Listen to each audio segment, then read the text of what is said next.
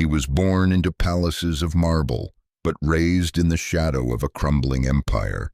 His name was al-Rahman ibn Muawiyah, grandson of caliphs, son of princes, descended from the great Umayyads, who once ruled the world from Damascus.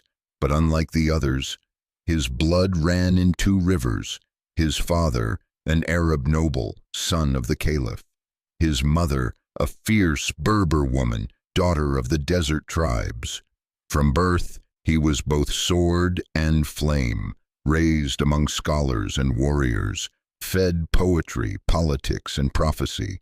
But what no one could see was that his destiny wouldn't be written in Damascus. It would be forged in exile. When the Abbasids rose, they didn't just want power. They wanted revenge. They called the Umayyads corrupt. They called them oppressors. They claimed the right to rule in the name of the Prophet's family, and in doing so, they unleashed a purge. In the year 750 CE, Abd al-Rahman's world shattered. Palace gates burst open. Princes were dragged into the streets. Infants thrown from rooftops. The Euphrates ran red. He was just a teenager, but old enough to understand. They were coming for his blood. He escaped with nothing but his life, and the younger brother he swore to protect. They fled in darkness, hiding in swamps, crossing rivers with arrows chasing their backs. Each day they ran further, through Syria, then Palestine, into Egypt, always hunted, always watching the shadows. Then came the night by the Nile. They were betrayed. Abbasid soldiers found them. They caught his brother first, and right there, on the edge of the water, they slaughtered him. Abd al-Rahman stood frozen. No sword, no army, no father, but he did not scream, he did not fall, he ran. The ghost in the desert.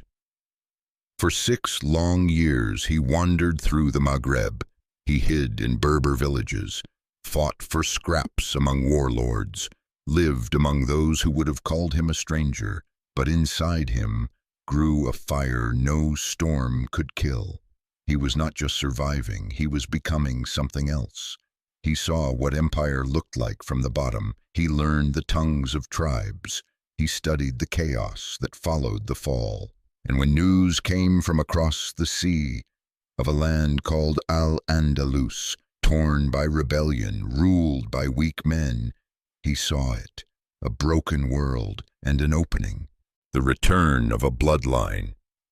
He sent secret letters.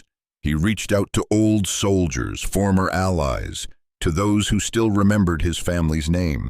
Some mocked him, some doubted, but others whispered, "The Umayyad still lives." And when he crossed the sea into Iberia, he did not come as a fugitive. He came as a flame, the last spark of a fallen empire that refused to die. A stranger in the West. In the year 755, a lone rider stepped onto the shores of Iberia. No army, no kingdom, just a name. Abd al-Rahman ibn Muawiyah, the last Umayyad. Al-Andalus was fractured. Warlords carved it like wolves. The governor Yusuf al-Fihri ruled with fear, not loyalty. Tribes fought tribes. Arab turned on Arab. Berber turned on Berber. And into this chaos, he planted a flag. "I am the rightful heir of this land." The gathering storm. At first, few listened. A prince in exile, a foreigner, a ghost from a dead dynasty. But others remembered, old soldiers who had bled under the Umayyads, poets who still recited their victories, and people who longed for order, not from Baghdad, but from bloodlines they knew.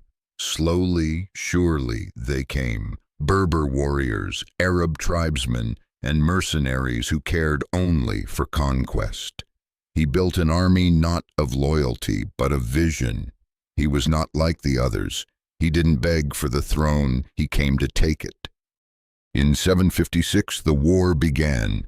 Abd al-Rahman marched on Cordoba, not as a rebel, but as a rightful ruler.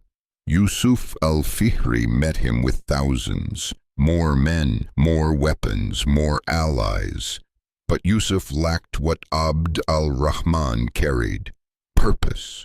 The battle was fierce, steel met steel, arrows blackened the sky, and in the chaos he led from the front, sword in hand, face uncovered, voice roaring like thunder, and when the dust settled, Yusuf fled, the city fell, and with it the emirate was born. The falcon takes flight.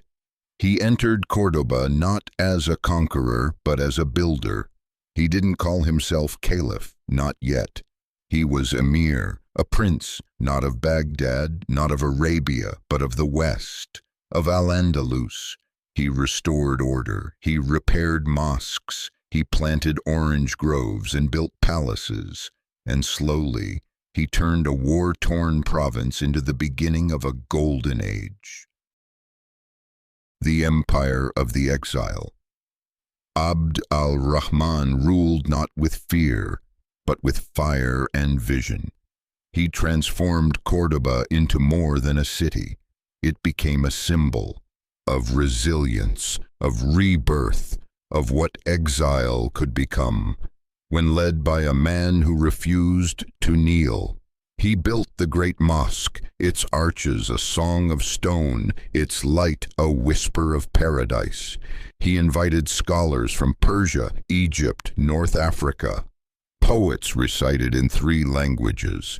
Engineers mapped the stars. Physicians treated kings and beggars alike. And while Europe burned in ignorance, Cordoba began to shine. But across the sea, in Baghdad, the Abbasids watched. Their rage had not faded. They called him a traitor, an usurper, a shadow clinging to a corpse of a dynasty. They sent letters, bribes, then assassins, one after another, daggers in the dark, poison in cups, spies in royal robes. But none of them succeeded, because Abd al-Rahman had become more than a man. He was legend now, a survivor, a symbol, the last Umayyad that refused to die. The eternal flame. He ruled for 32 years, in peace, in war, through droughts, rebellions, and invasions. And when his time came, he passed the throne to his son, not by blood right alone, but by merit. He had founded a dynasty, one that would outlast even the caliphs of the East. And when word of his death reached Caliph al-Mansur in Baghdad, the man who had slaughtered his family fell silent, then whispered, "That falcon has escaped the net."